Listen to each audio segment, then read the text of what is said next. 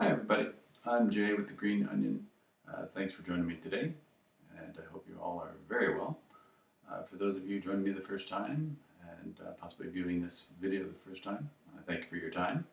And those who are already here, thank you very much for your support. So we want to try something a little bit different today.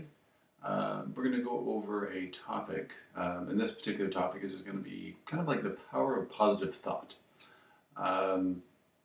The reason why I want to kind of touch base on this one first in a video like this is that positive thought, it has a component in just about every aspect of our life.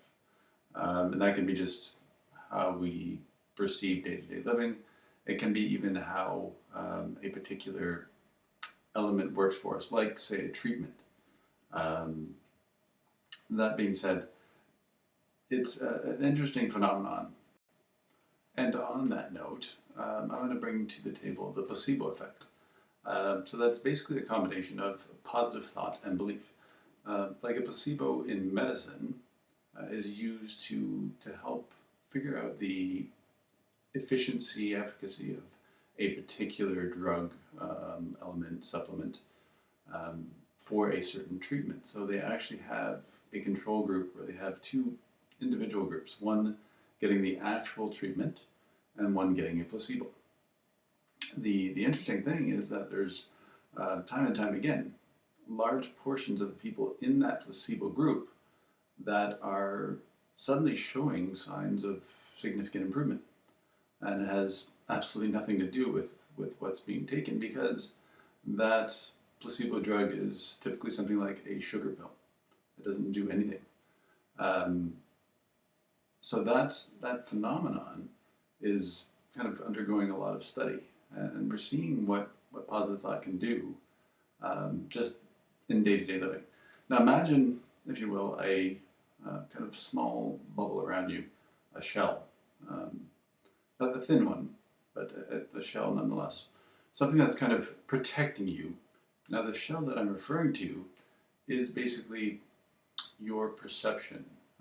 So that can be a very neutral, a very positive one, or a very negative one. And we all know that negativity has this tendency to breed negativity, and it can become a very, very strong entity on its own, a destructive force, so to speak. Now we do have the vast majority of people lying in that neutral zone, and there's nothing wrong with that. But when we push things into a more positive realm, and we put a lot of belief or faith, depending on how you look at it, behind it, pretty amazing things can happen. So that shell is going to start off pretty delicate, if you can imagine, like an eggshell or, for example, apple. Pretty thin skin. Now, this is how it's going to start for most people, is that you're going to have this kind of thin skin of positivity that's going to be around you. But it's very, very delicate. Like, for example, you have, say, a bad day. You have maybe just a missed appointment, that you were late, not feeling very well that day. It can be a lot of things. But imagine now that one thing just put a little cut in that shell, okay? It's caused some damage there. And being that it's so thin, it can have a kind of lasting impact on what's going to transpire. Now, the big thing about positive thought is that you have to keep reinforcing it for a certain period of time, ultimately ongoing, but for a certain period of time to help develop the hardiness of that shell. Because that little bit of negative thought, when it's first developing, can cause things to kind of seep in, almost like an apple, where you see that, that one little bit of damage, and then over a very short period of time it starts to brown, it starts to rot. Same thing can happen, is that if we don't reestablish that control, reestablish that reinforcement of positive thought, we're going to have that kind of negative thought fester, and it's going to turn into something else. So a really good example of how positive thought works in a very, very strong direction would be things like faith healing or spiritual healers. Like we have no reason, no scientific reason why certain people are suddenly so much better just by seeing one of these healers, because there's no real medicine involved. But for some reason, that individual takes that experience so strongly, so positively, and puts so much belief behind it that the mind and body work together to create this synergy and help heal. The great thing is that unlike the egg or the apple, we have this amazing ability to kind of bounce back. We're very, very resilient species. So we can actually turn this around very, very easily and get back onto a better track. And ultimately, there's always going to be bumps in the road, but it's how we perceive it. And a good example of how we perceive that as either a lesson, a challenge, or as that negative force, that entity that is causing us that distress. So it's all really about how you take that in. So you can take that as an opportunity. Like for example, Boston Marathon survivor Rebecca Gregory, she had lost her leg during the Boston Marathon bombing. Now she could have taken that in a way where, and everyone would have really understood that, she could have taken that inward and had just severe, severe depression and just have been angry and, just lashed out and became a completely different person.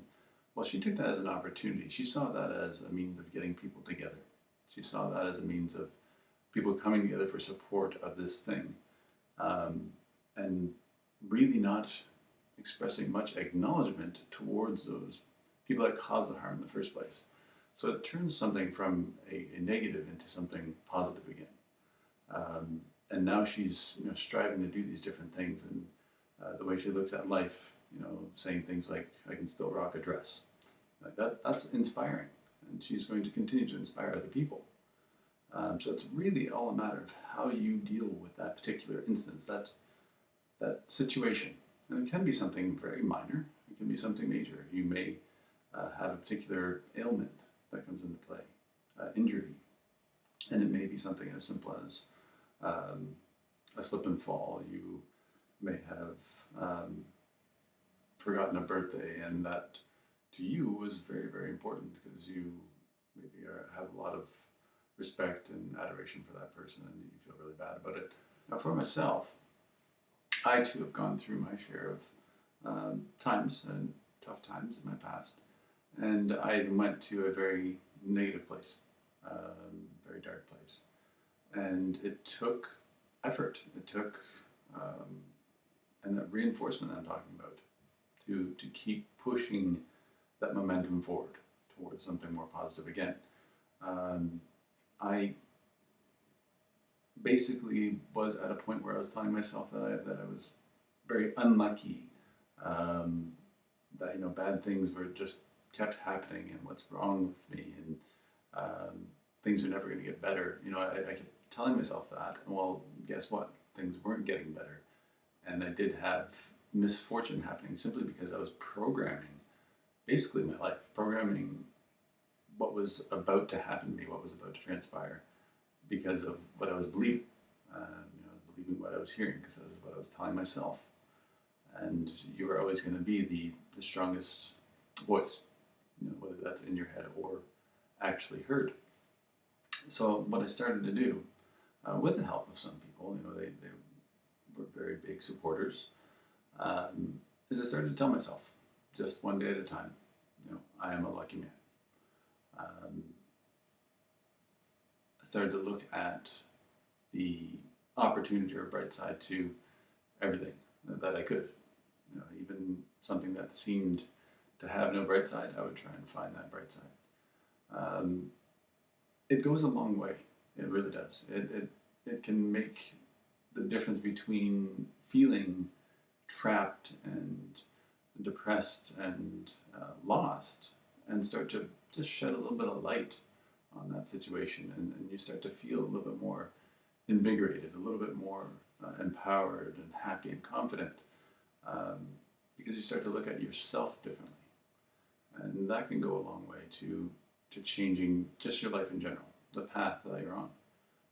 So it can take really relatively not a long period of time to go from this one end of the spectrum where you have, these thoughts of despair to being on the opposite side where you're now hopeful and you're positive and you're believing in that positive thought.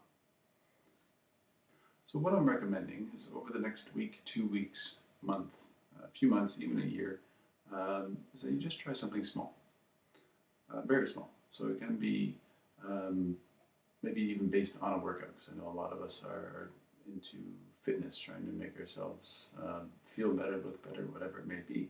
So try and put that positive thought just into that one thing, because we don't want to jump into everything all at once.